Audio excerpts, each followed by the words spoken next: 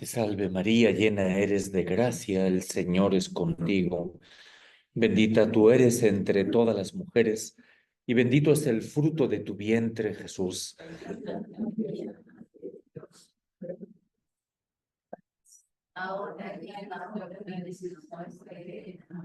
En el nombre del Padre, y del Hijo, y del Espíritu Santo. Amén. Bien, una de las cosas que vemos en los diferentes relatos del cuarto Evangelio es el proceso, el crecimiento en la fe.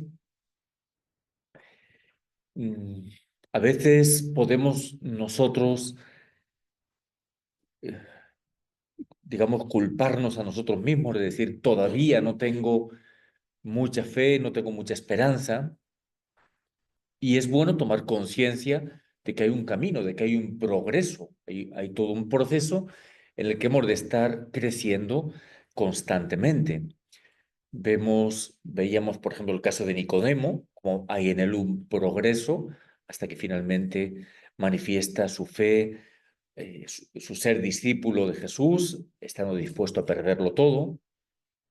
La samaritana también hay un crescendo, este hombre, uno que me ha dicho lo que he hecho, será un profeta, etcétera. Igual se puede ver en el ciego de nacimiento.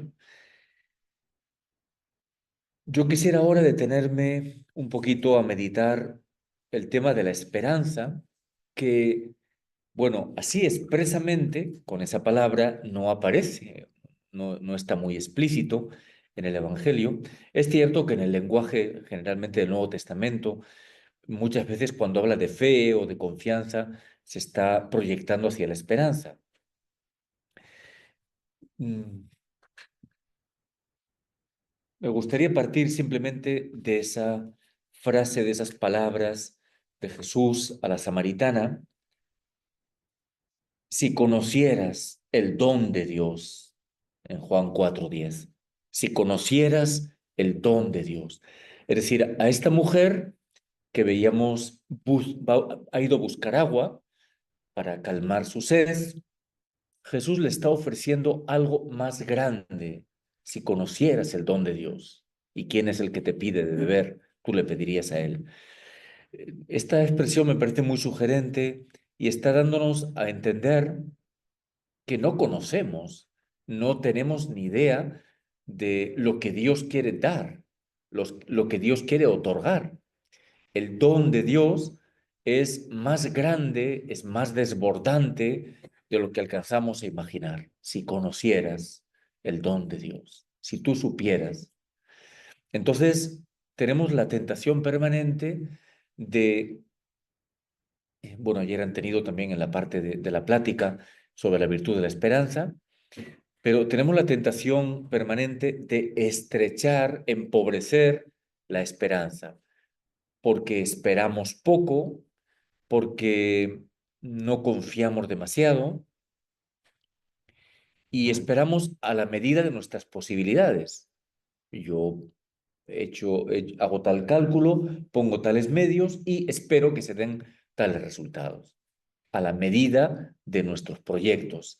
Pero es que la esperanza funciona a la medida de Dios, de lo que Dios es, de lo que Dios hace, de lo que Dios promete, es a la medida de Dios. Si conocieras el don de Dios. Esta frase me parece que está llamada a ensancharnos interiormente, a dilatar en nosotros la capacidad de esperar, a no conformarnos con las migajas que caen de la mesa cuando el Señor quiere alimentarnos con el pan de los fuertes, a no quedarnos simplemente con alguna cosita cuando realmente Dios quiere más. Y quería proponerles, para ayudarse en este camino, el capítulo 11 de San Juan, que es, como saben, el relato de la resurrección de Lázaro. No vamos a comentar todo ese capítulo, tan rico como todos los demás, en todos sus detalles, pero sí quisiera, eh, digamos, como hacer algunos subrayados que nos puedan ayudar precisamente en este ir desplegando en nosotros o dejar que se despliegue esta virtud de la esperanza. Bien, nos cuenta que las hermanas de Lázaro, había un cierto enfermo, Lázaro, de Betania, pueblo de María y de Marta, de su hermana Marta. Las hermanas enviaron a decir a Jesús: Señor, aquel a quien tú quieres está enfermo. Qué bonita oración de intercesión esta. Señor, el que tú amas está enfermo. No le piden nada, no le piden ven, no le piden cúralo, no le piden nada. Simplemente le exponen esta situación. Esta es la mejor oración de intercesión. En el fondo, esta oración de las hermanas Marta y María se parece a la oración de María en Caná. No tienen vino. María no se pone a discutir con Jesús, sí, hace el milagro. Simplemente les pone, no tienen vino. Y esta oración de Marta y María es hermosa porque es el que tú amas. Es como decirle, Señor, es tuyo. O sea, te interesa a ti porque es tu amigo, es el que tú amas. O sea, no tengo yo que convencerte de que lo ayudes, es que lo amas, tú lo amas. Lo amas más incluso que nosotras, que somos sus hermanas. El que tú amas está enfermo. Punto. Tú sabrás lo que tienes que hacer. ¿Cuántas veces en nuestra petición le determinamos al Señor lo que tiene que hacer? Mira, Señor, pasa esta situación, así que haz el favor de hacer esto y esto y esto y esto. Pero si no sabemos, no tenemos ni idea. Bien. Y es muy llamativo en este relato cómo después de este mensaje, al oírlo, Jesús dijo: esta enfermedad no es de muerte, es para la gloria de Dios, para que el Hijo de Dios sea glorificado por ella. Esta expresión es también muy sugerente porque, claro, en este milagro de la resurrección de Lázaro se va a mostrar la gloria de Dios, pero también al final del milagro nos va a decir el evangelista que a partir de ese momento los judíos tomaron la decisión de matarlo. Este milagro es para la gloria de Dios. Es decir, Jesús intuye que este milagro va a ser como la puerta, como el paso inmediato a su propia glorificación. Detrás de la enfermedad de Lázaro, de su muerte y de su posterior resurrección, está la decisión de matarlo y por tanto de subir a la cruz y por tanto de ser glorificado. Es llamativo en todo este relato cómo insiste hasta 4 veces. Aquí se dice el que tú amas, y a continuación se nos dice Jesús amaba a Marta, a su hermana y a Lázaro. Hasta 4 veces se dice, después los judíos dirán cuánto lo quería. Se nos recalca el amor de Jesús. Y sin embargo, cuando Jesús se enteró de que estaba enfermo, permaneció 2 días más en el lugar donde se encontraba. O sea, le han mandado un mensajero, debemos suponer, no había celulares, no había otros medios, pues le han mandado a alguien que, por los datos que nos da el evangelista, son unos 30 kilómetros, un día de camino y otro día de camino para ir. Jesús podía haber dicho, ya vamos rápido porque esto está feo, está grave. Nos había dicho antes que Jesús se ha retirado al otro lado del Jordán, se ha retirado porque ya lo habían intentado apedrear, lo habían intentado agarrar, la cosa estaba fea. Y Jesús se retira, está ahí como clandestinamente al otro lado del Jordán, no está en Jerusalén. Betania está cerquita de Jerusalén, a 3 kilómetros. Y por eso probablemente también las hermanas de Lázaro, que conocían la situación, han sido muy discretas en no avisarlo rápidamente. Saben que Jesús corre un riesgo viniendo a Jerusalén.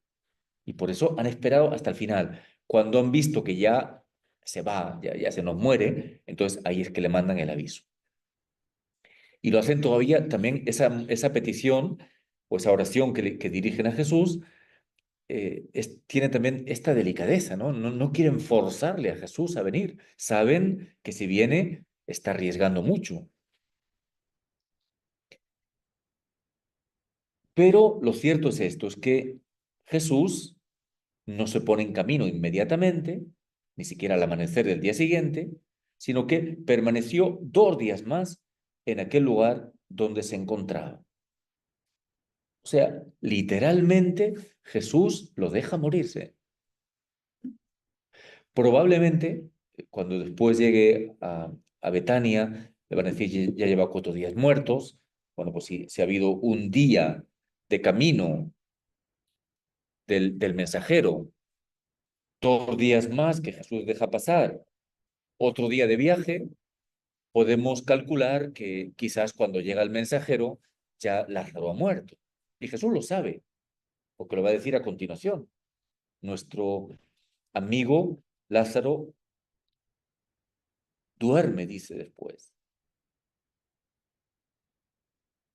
Pero es llamativo esto porque muchas veces nosotros, en nuestra impaciencia, quisiéramos que el Señor solucionase las cosas a nuestro ritmo, en el momento en que nosotros queremos, de la manera que nosotros deseamos. Y el Señor muchas veces permite que las cosas vayan a peor, que las cosas se agraven. Mónica oraba por su hijo Agustín y pedía su conversión. Y era una oración buena. Y era una mujer santa. Y pedía lo mejor para su hijo, no pedía para el éxito ni nada por el estilo. Y sin embargo, Mónica comprobaba que su hijo cada vez se alejaba más, cada vez se enredaba más en sus ideas raras. ¿Cuántas veces Dios tiene unos planes y unas permisiones que son misteriosas, ciertamente, y que según nuestros cálculos, o sea, según nuestra lógica, diríamos, oye, lo normal es que inmediatamente, bueno, y no, Jesús no tenía ni siquiera que desplazarse. Vemos en otros relatos como Jesús cura a distancia. Pues ya está, que lo diga en ese momento y ya está, y no muere. Pues Jesús deja pasar 2 días más. Es el misterio de la manera de actuar Dios, pero que no hemos de quejarnos de Él o de intentar corregirle, sino que son unos planes que son más perfectos, que son misteriosos, sí, pero que superan nuestra lógica, por supuesto, pero que son más perfectos.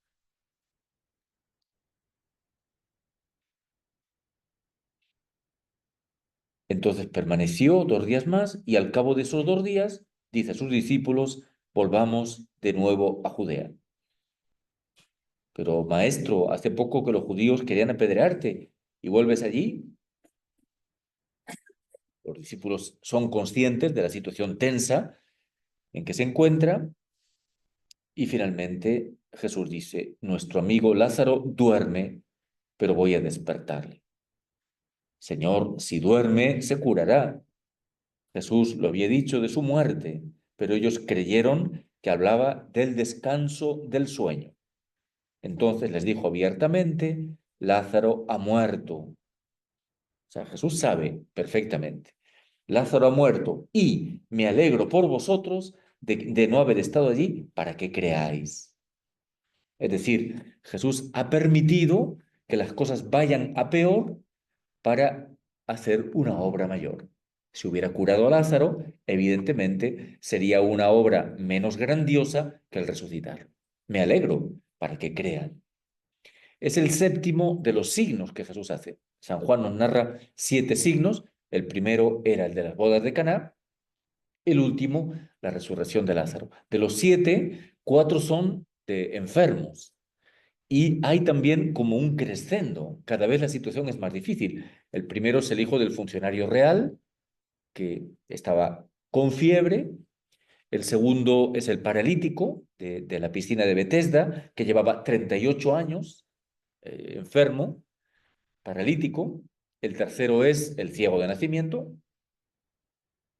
desde su nacimiento ciego y finalmente Lázaro que muere. La situación es cada vez más difícil. Entonces, la esperanza no se mide por las dificultades, sino que la esperanza se mide por la acción de Dios. Ahora después les leeré alguno de los textos del venerable José Rivera y él dice, una de las frases que él dice es, las dificultades son la ocasión del milagro.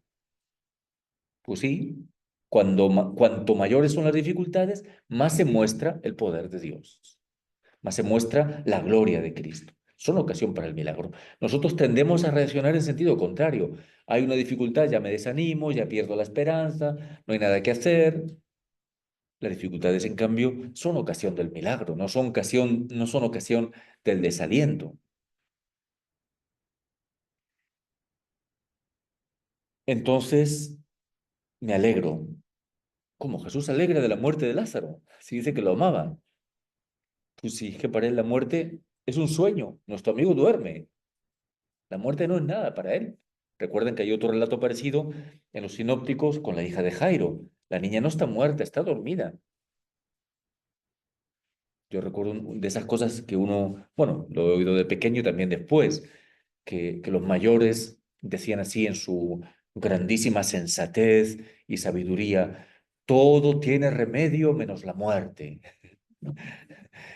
Bueno, pues la muerte también tiene remedio. O sea, para Jesús la muerte no es nada, es un sueño, no le cuesta nada, igual que no cuesta nada despertar a una persona dormida. Bueno, a algunos cuesta sí, a algunos cuesta bastante despertarlo. Pero bueno, por lo común, si una persona está dormida, le damos un toquecito, se despierta. Pues igual que no cuesta mucho despertar a alguien, pues a Jesús no le cuesta nada resucitar a un muerto. Entonces, quiere decir que las mayores dificultades, pensemos en la muerte espiritual de la persona que está en pecado, pensemos en la muerte espiritual de la persona que no tiene fe, que se alejó de Dios, etcétera, etcétera, de situaciones, de ambientes, etcétera, que se han debilitado, en los que hay muerte, pues para el Señor no hay ningún obstáculo. Está, nuestro amigo duerme. Bien,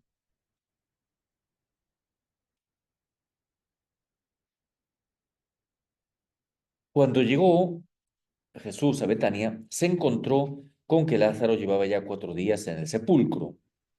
Betania estaba cerca de Jerusalén y muchos judíos habían venido a casa de Marta y María para consolarlas por su hermano. Cuando Marta supo que había venido Jesús, le salió al encuentro, mientras María permanecía en casa. ¿No? Se ve que por la situación que se estaba viviendo, alguien le pasa el aviso de que Jesús ha llegado, así se lo pasa en silencio, y Marta sale ella sola sin decir nada a nadie al encuentro de Jesús.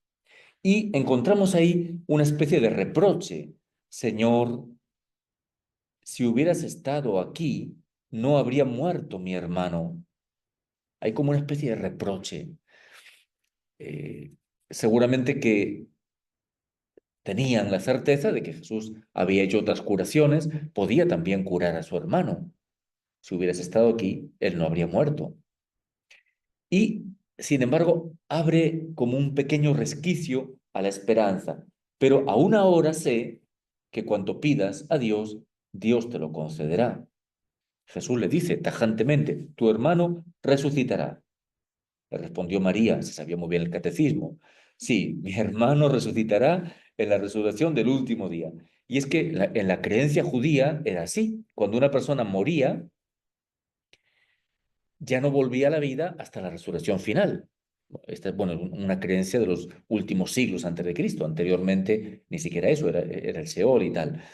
Pero ya muere y ya desaparece hasta el último día, cuando entonces sí resucitará. ¿Y qué le dice Jesús? Yo soy la resurrección y yo soy la resurrección y la vida.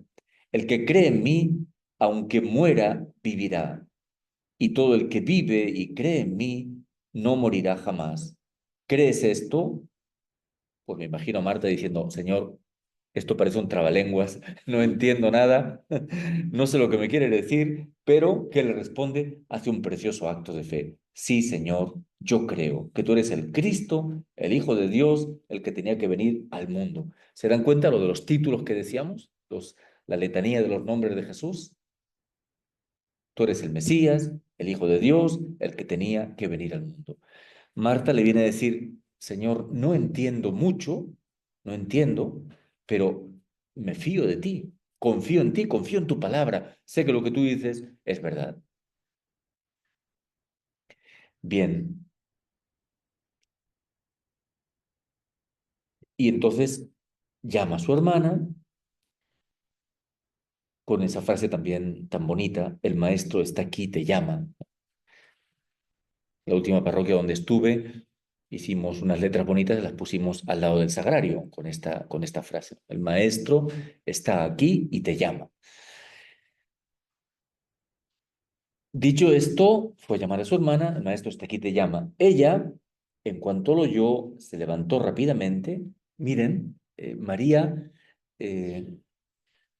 tiene esta rapidez que ya hemos visto en algún otro momento, la samaritana que corre, Juan, que después va a correr también al sepulcro, se levanta rápidamente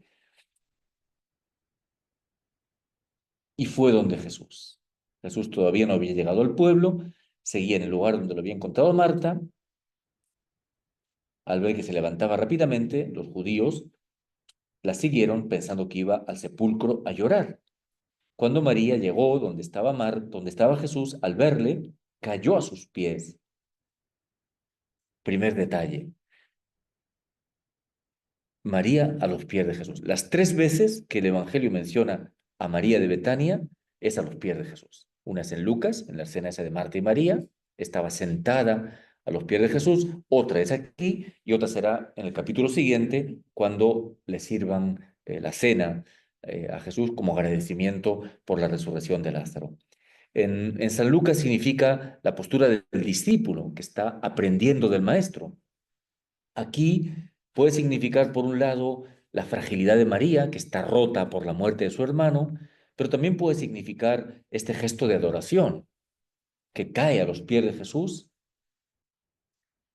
Y miren qué bellamente está dibujada la psicología de las dos hermanas. Marta coincide con la que nos presenta también San Lucas, activa, dinámica, ama de casa, organizando todo. María es contemplativa. María se parece más al discípulo amado. María cae a los pies de Jesús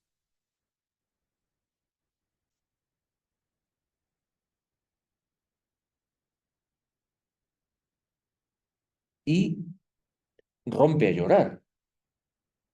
O sea, viéndola a ella tan rota, tan afectada, nos trae ese hermoso detalle de Jesús, que al verla llorar a ella, y que también lloraban los judíos que la acompañaban, se conmovió interiormente, se conmovió y se turbó.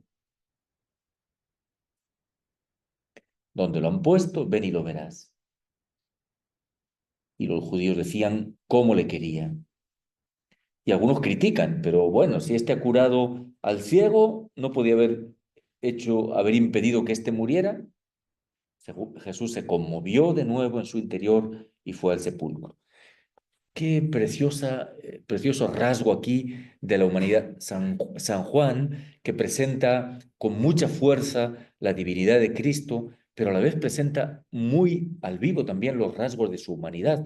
Lo veíamos con la samaritana sentado, fatigado del camino, al borde del pozo pidiendo de beber. Lo vemos aquí ahora llorando, conmovido, profundamente conmovido.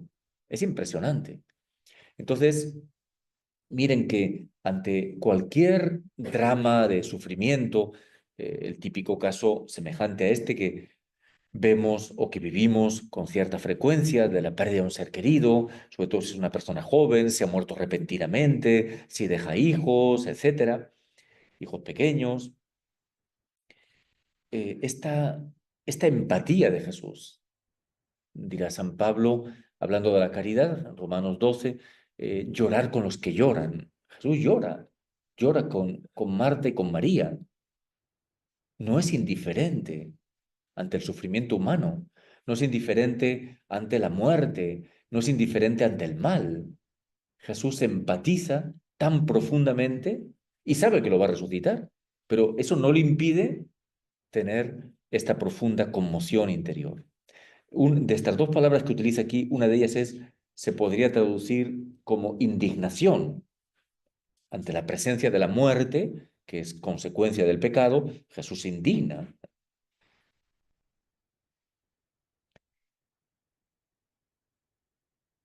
Bien, y fue al sepulcro, era una cueva.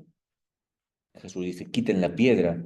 Y entonces Marta, tan activa, tan precavida, Señor, le viene un poco el miedo, el susto, ¿no? Pero Señor, que sí, yo sé que tú eres la resurrección y la vida, pero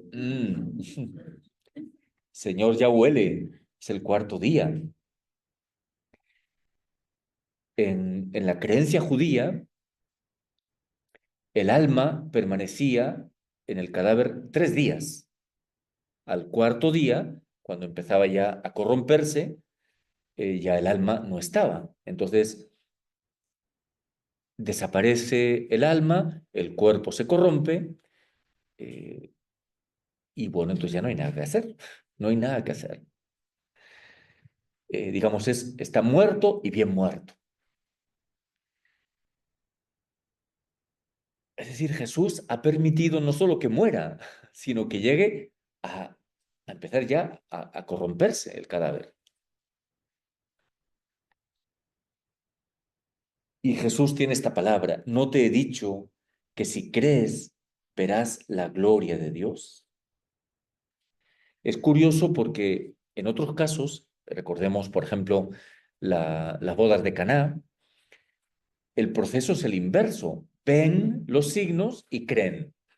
Aquí se presenta como ante la fe de estas dos mujeres, la fe impresionante de Marta y de María, que la fe permite ver la gloria de Dios. La fe permite ver el milagro, incluso en medio de la muerte, incluso ante el hedor de la muerte. Y Jesús tiene esta respuesta, esta reacción de sencillamente orar. 3 veces aparece en el Evangelio, una parte de la oración sacerdotal del capítulo 17, 3 veces aparece Jesús orando y no pide, simplemente da gracias, da gracias. Y después de esto grita con voz fuerte, Lázaro, sal fuera. Es decir, este texto nos está, desátenlo y déjenlo andar. Este texto, digo, nos está situando ante la realidad de la esperanza que de suyo no conoce límites, porque está hecha a la medida de Dios que no conoce límites. Otra cosa es que no sabemos si tal cosa la querrá Dios o no, la querrá de esta manera o no, pero de suyo la esperanza tiene que estar abierta, ilimitadamente abierta. Voy a pedir por esta persona para que se salve. No, pide que llegue a la más altísima santidad. Voy a ver si en este año 2025 que hemos empezado, consigo que una que otra persona se acerque al Señor. No, has de estar abierta a que sean muchas personas, multitud de personas, las que se acerquen a Él. Si tú ya empiezas poniendo techo a la esperanza, estás como cerrando las puertas a la acción de Dios. ¿Cuántas veces Jesús en los evangelios sinópticos dice que te suceda conforme a tu esperanza, conforme a tu fe, conforme a tu fe? Si crees poco, vas a recibir poco. Si crees mucho o esperas mucho, vas a recibir mucho. La frase lapidaria de San Juan de la Cruz, tanto alcanza cuanto espera. Tanto alcanza cuanto espera. Entonces, la esperanza debe estar ilimitadamente abierta. Repito, no sé a la hora de concretar qué, cuándo, cómo, todo eso no lo sé, pero Mi esperanza no debe achicarse, no debe cerrarse, sino que debe dilatarse ilimitadamente. Bien, y a este relato de la resurrección de Lázaro sigue al inicio del capítulo 12 esa unción de Betania, donde sirven un banquete para Jesús y María, tomando una libra de perfume de nardo puro muy caro, ungió los pies de Jesús y los llenó con sus cabellos, y la casa se llenó del olor del perfume. Aquí tenemos este gesto precioso de María, que es como la donación del amor, o sea, la donación gratuita. ¿Para qué sirve? ¿Para qué sirve? Para nada. Y el señor Judas ya se encargará de decir, ¿por qué no se ha vendido este perfume por 300 denarios y se habría dado a los pobres? ¿Y qué? No es cuestión de utilitarismo, es cuestión de amor, es cuestión de quemarse para el Señor. La objeción que mucha gente, incluso católicos, ponen a las monjas contemplativas. ¿Y para qué sirve eso? ¿Para qué sirve? Bueno, algunas hacen dulces y algunos le justifican que, bueno, pues hacen dulces, por lo menos hacen algo útil para la humanidad. ¿Pero para qué sirve? Pues para nada. Es para quemar su vida como una vela. ¿Qué hace la vela a los pies del Santísimo? Pues podríamos ahorrar eso, ¿verdad? Y el presupuesto de la casa al final del año se ahorraría unos cuantos soles. Pues no sirve para nada, pero se quema a los pies del Señor. Bueno, pues este es el gesto precioso de María, que es un gesto de amor, de gratitud por la resurrección de su hermano, es un gesto de ofrenda y que nos sirve para ver cómo también esa es, de algún modo debe ser también nuestra actitud ante el Señor. Quemarme, gastarme ante Él y no estar funcionando por criterios de utilitarismo como hace Judas. Bien.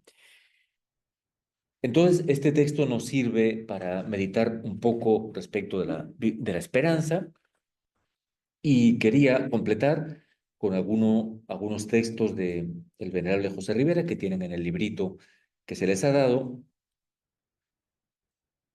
y que me parece que son algunos muy sugerentes. Son textos mayormente tomados del diario, algunos de las cartas. Dice, la gracia acosa por donde puede, y si le cerramos las puertas, entra por la ventana. Mientras no se rompe la confianza, no hay nada fundamental perdido. Muchas veces pensamos, uy, yo ya dejé pasar esa oportunidad, y ya perdí la ocasión, y ahora ya, pues la gracia acosa, busca resquicio, apenas encuentra el Señor un resquicio, por ahí se mete. Mientras no se rompe la confianza, no hay nada fundamental perdido. Claro, cuando una persona desconfía, desespera, ya no espero nada, pues el suicidio es la única salida, claro. No es casual que en este mundo tan descreído aumenten los suicidios, que si no se espera nada, ¿para qué vivir? Todo consiste en estar a la espera del milagro, de la maravilla. Sé que Dios tiene poder, capacidad para hacer cosas grandes. Y la maravilla, el milagro, es la santificación. Puede ser que si eres cojita o tuerta, el Señor no te haga el milagro de curarte. Puede ser que sí o puede ser que no, pero el milagro de la propia santificación. Ese es el que ciertamente el Señor quiere realizar. Todo consiste en estar a la espera del milagro, de la maravilla. Dice en otro texto también del diario, podemos llegar a cumbres jamás conjeturadas por hombre alguno. ¿Por qué pensar que, bueno, simplemente ser buena persona, salvarme con las justas, aunque tenga que estar hasta el fin del mundo en el purgatorio? No, podemos llegar a cumbres jamás conjeturadas por hombre alguno. Estamos llamados eficazmente a elevaciones incomparablemente más sublimes de cuanto pensamos.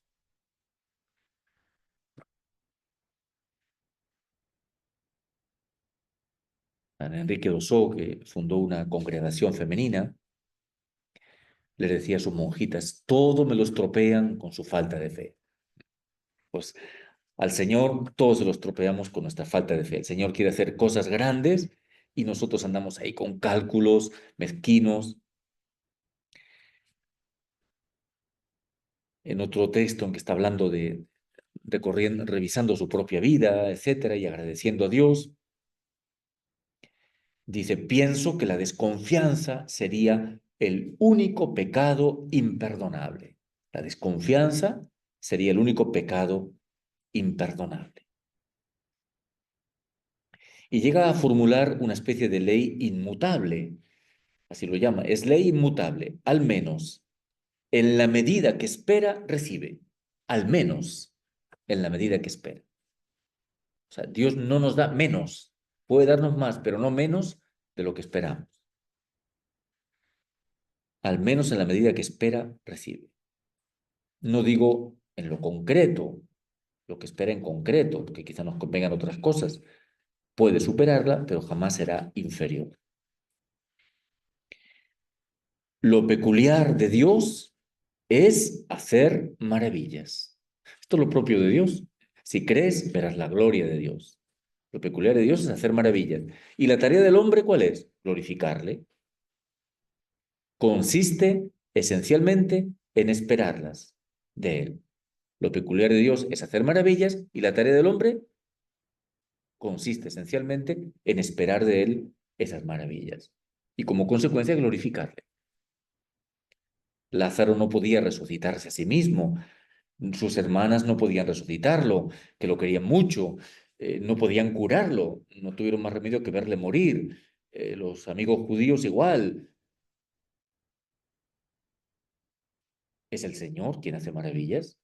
¿Y el hombre qué hace? Recibirlas, esperarlas de Él. Y cuando las recibe, lo glorifica.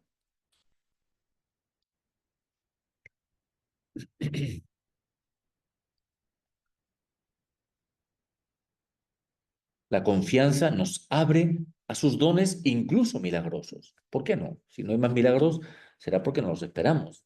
Los dones, incluso milagros.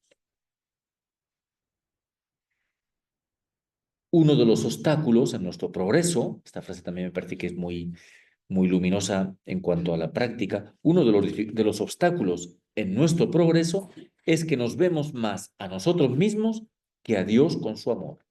Miro mis defectos, mis limitaciones, mis fallas, y otra vez lo mismo, en lugar de mirar a Dios y su amor, que es el que genera la confianza y la esperanza. Y eso obstaculiza nuestro progreso, me estanca. La frase que antes mencionaba, las dificultades son la ocasión para el milagro. Bueno, pues una dificultad en la pastoral, en el apostolado, aparece este problema, esta dificultad. Bueno, pues a ver el Señor cómo lo soluciona. Yo voy a estar aquí de espectador, a ver cómo lo soluciona, a ver qué se inventa, a ver qué recurso tiene esta vez, a ver por dónde sale, a ver cómo muestra su gloria. Solo la ocasión para el milagro.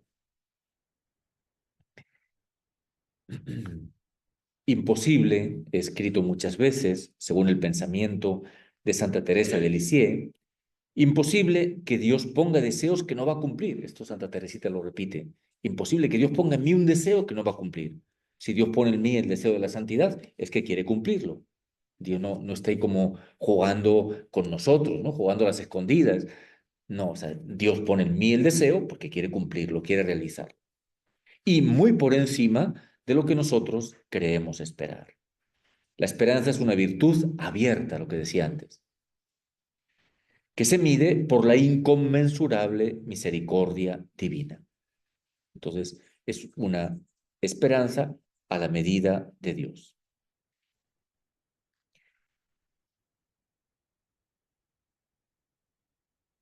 dice, me viene la idea de que es imposible que no sea santo. Diría, uy, esto es un poco, parece pretencioso, ¿no? Orgullo. Imposible que no sea santo, porque es Dios mismo quien me mantiene esta confianza a pesar de tantos fallos.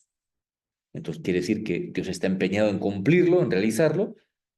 Pues si es obra suya, si fuera obra mía, podría dudar. Bueno, yo seguro que he fallado muchas veces y volveré a fallar, no sé si lo conseguiré. Como el estudiante que está estudiando, no sé si conseguiré terminar mi carrera, si conseguiré el título, porque depende de él, de su esfuerzo. Pero si es obra de Dios en mí, imposible que no sea santo. Yo he dicho hace muchos años, y lo he repetido no pocas veces, un santo es un hombre que está siempre a la espera del milagro de la propia o de la perfecta conversión. A día de hoy compruebo que no soy santo, que soy muy imperfecto, pero hoy puede ocurrir el milagro o mañana, no sé cuándo. Un santo es alguien que está siempre a la espera del milagro de la perfecta conversión. No solo respecto de la propia santificación, ahí continúa, lo que no ha sucedido de bueno hoy puede suceder mañana y debo esperarlo. Y decía, no solamente esperanza respecto a uno mismo, sino esperanza respecto de los demás. La acción de un santo es capaz de suscitar torrentes de vida. Lo vemos en todos los santos, cualquier biografía que leemos, es impresionante la cantidad de vida que brota de esa santidad. La acción de un santo es capaz de suscitar torrentes de vida, puesto que deja libre la actuación de la vida misma, de la vida divina. Un santo es fuente de crecimiento incalculable, pero en un santo de esta época de la Iglesia debe ser una especie de ciclón, eso que vemos a veces en la televisión, una especie de ciclón, o mejor, una permisión divina, una permisión necesaria en su plan para que el Espíritu sople en huracán sobre la tierra. Se basa en las palabras de la Escritura, donde abundó el pecado, sobreabunda la gracia. Hay más problemas en nuestro tiempo, en nuestro mundo, hay más necesidades, señal de que Dios quiere desbordar con mayor abundancia de dones. ¿No puedo yo acaso suscitar movimientos espirituales salvadores de muchedumbres? Así es, y no puedo dudar de que tal sea mi vocación. Posibilidad de crear en torno mío corrientes inextinguibles de fe, procreación de vida sobrenatural. Bien, y la última frase que les subrayo, un texto del diario, se me confía, sé que me confía el Señor la santificación de unas cuantas personas, por las cuales, a través de las cuales santificará millones hasta la consumación de los siglos.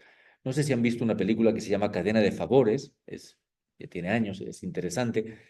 Una persona hace un favor y no pide que se lo agradezcan ni que se lo devuelvan, sino que en compensación haga tres favores a otras tres personas, de tal manera que se va multiplicando. Bueno, pues esta es un poco la lógica de Dios. En la medida en que respondemos a la gracia, yo respondo a lo que Dios me da, eso redunda en santificación de otras personas, pero esa es a su vez en la de otras. Y por eso dice, por ellas santificará millones hasta la consumación de los siglos. Siembro para una cosecha eterna que se recogerá al fin de los tiempos. ¡Qué dignidad de vida! Con esta perspectiva tenemos que tenerla muy presente. Siembro para una cosecha eterna. Nosotros que somos tan inmediatistas, a ver, he organizado mi catequesis de confirmación, a ver cuántos chicos perseveran. Se confirmaron y no queda ni uno. Ya me desanimé. Bueno, pues tendré que examinar si es que la catequesis ha hecho bien, si, muchas cosas. Pero sembramos para una cosecha eterna. El fruto es eterno. Claro que en este mundo hay signos que se van viendo, normalmente se verán signos, frutos que Dios nos concede ver, también para animarnos, pero tener siempre clara esta perspectiva, siembro para una cosecha eterna. Yo siempre digo que el resultado más seguro, más claro, más palpable, es cuando ayudamos a alguien a morir bien. O sea, cuando damos a alguien el pasaporte para la eternidad, ahí así que eso es un éxito. Si es un joven que sí está perseverando, se está acercando y ahora forma una comunidad y ahora tal y ahora cual, muy bien, todo eso es mucha alegría, pero no sabemos si después de convertirse se desconvertirá. No sabemos qué va a pasar. Ahora, cuando llega una persona le damos el pasaporte y vemos que, según lo que podemos ver humanamente, que solo Dios sabe, pero según los signos que podemos ver, ha muerto en Dios, ha muerto entregado, purificado, etcétera. Bueno, pues estos son los verdaderos frutos, una cosecha eterna. Pues en esa perspectiva nos situamos y en esa perspectiva nos sitúa la esperanza, un horizonte ciertamente de eternidad. Gloria al Padre y al Hijo y al Espíritu Santo.